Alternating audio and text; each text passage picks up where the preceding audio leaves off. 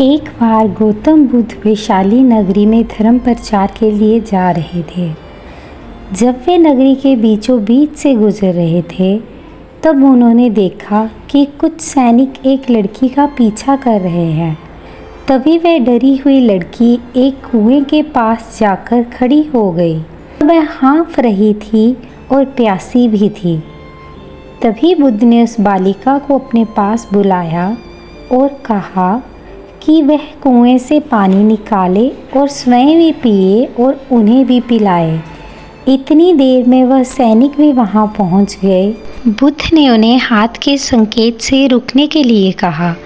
बुद्ध की बात सुनकर लड़की ने कहा, महाराज, मैं एक अछूत लड़की हूँ और मेरे कुएं से पानी निकालने पर जल दूषित हो जाएगा।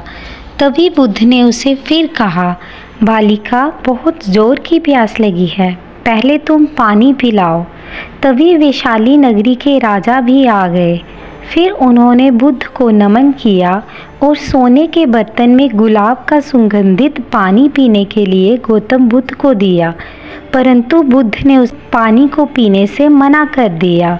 बुद्ध ने एक बार फिर बालिका से अपनी बात दोहराई। इस बार बालिका ने साहस के साथ कुएं से पानी निकाला और स्वयं भी पिया और गौतम बुद्ध को भी पिलाया। फिर पानी पीने के बाद बुद्ध ने बालिका से उसके भय का कारण पूछा।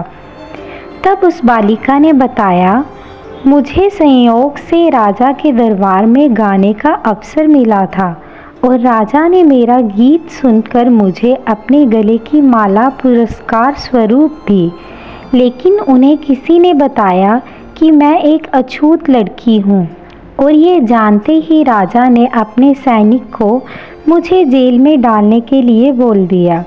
मैं किसी तरह उन सैनिकों से बचकर यहाँ तक पहुँच गई और यहाँ मुझे आप मिल गए। इस पर बुद्ध ने कहा कि सुनो राजन, मैं चाहता हूँ कि आप मेरे इन शब्दों को हमेशा याद रखें।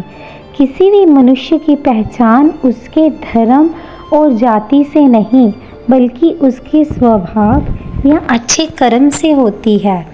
जिस बालिका के मधुर कंठ से निकले मधुर गीत का आपने आनंद उठाया, उसे पुरस्कार दिया, और जिसके कार्य इतने अच्छे हों वह अछूत हो ही नहीं सकती। और उस बालिका के साथ नीची सोच और छोटे कार्य करके अछूत होने का परिचय तो आपने दिया है। इसलिए मेरी नज़रों में ये बालिका नहीं बल्कि आप अछूत हैं। राजा बुद्ध के सामने शर्मिंदा होने के अलावा और कर भी क्या सकते थे। उन्होंने बुद्ध से क्षमा मांगी और वहाँ से चले गए। इस कहानी से हमें ये सीख मिलती है कि कोई भी इंसान अपने कार्यों और कर्मों से बड़ा बनता है, ना कि अपने धर्म या जाति से।